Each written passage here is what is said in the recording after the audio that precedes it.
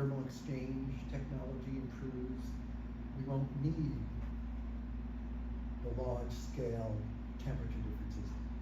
For utility scale geothermal, you're probably looking at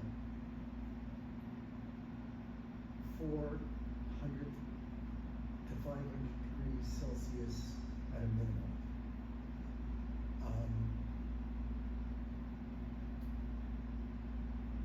I sit I'm on the board of the Trinity Glen Rose Groundwater Conservation District, and when we have board meetings, which is almost monthly, we get a map of all the new permit applications. Every month, there are a couple of geothermal wells going in for individual homes. Right? Because to power your home, you don't need that very large temperature. But there's another reason, aside from the fact that there are hot rocks everywhere beneath our feet.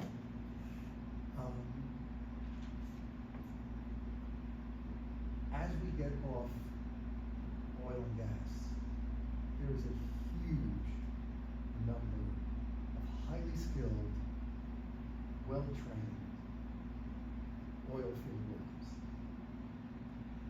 The same technology, the same skill set would be used for geothermal. So it's just a transition. So we're drilling this hole in the ground, but we're not looking for fluids, we're looking for heat. It seems a tremendous segue that preserves jobs and expertise that has been developed over many, many, many decades. So I think there's a lot of potential for geothermal. Would you say that anybody who fears this change because they don't think oil companies or coal companies won't let this happen just because they profit so much off of this, like how it is running currently? You mean, I'm not trying to understand the question or Like comment. this change, a switch in energy, they fear that they may not profit as much as they are currently? You mean why are the oil companies fighting it? Yes. Yeah, it's bottom line. It's bottom line. See, the other problem with this country is we do not develop a vision that is decades into the future. 2 years, 3 years, next election cycle. I had the good fortune of being selected by the State Department to teach in China. And I've been there several times. And the first time I went there, I was gobsmacked. And I came home and I told my wife, where did we? These people are just so focused on work and success, and we've become so lazy. China right now, although it gets a bad rap, it gets slapped around because it's a good way for politicians to put their flag in the ground. They are the world's largest producer of clean energy. Wind and solar, largely solar.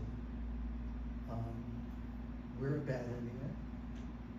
We're leaving the market to China, and they are filling in.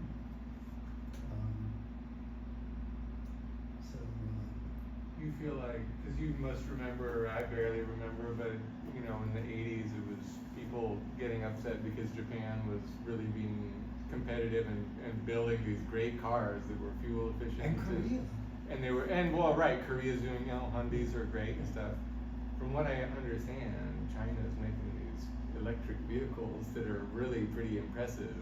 And like you say, you can't even get them. I don't think you can legally get them No, here. you can't. Yeah, BYD is the company, and it's the same, isn't it the same kind of thing, really? It's Yeah. a greater legal barrier, days, because we weren't literally banning Toyotas back in the 80s, but it's the same kind of thing. We're using our, I mean, and we have legitimate differences with China over human rights and things like that, but if it were any kind of a free market, we would have Yeah.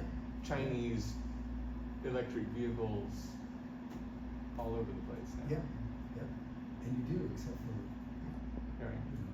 So, yeah, I agree entirely. That's, there's not a free market. There's protectionism, all over. In terms of Chinese human rights record, which is horrible, my Chinese colleagues at the university, I was at the University of Geosciences in a city some of you may have heard of, Wuhan. You ever hear of that one? Like BUHAN. WUHAN. That's where COVID started. It's famed for birth of COVID.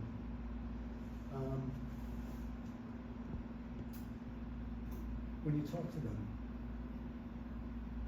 they know what their government is. They're not happy with it. It's just, we're beginning to see examples of that kind of repression here now. So, ICE raids in downtown San Antonio or whatever. Recommend reading it.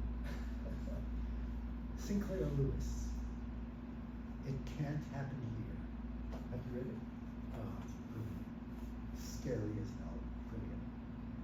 Describing exactly what's going on now. Anyhow, our fearless leader in Washington, not a CCL comment. Hope that's going to be heavily edited. Is embracing the Saudi Arabian government right now, ABS,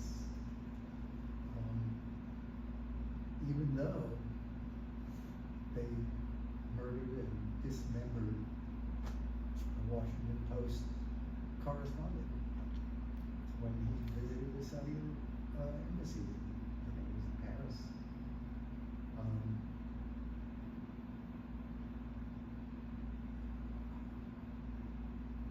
Everything nations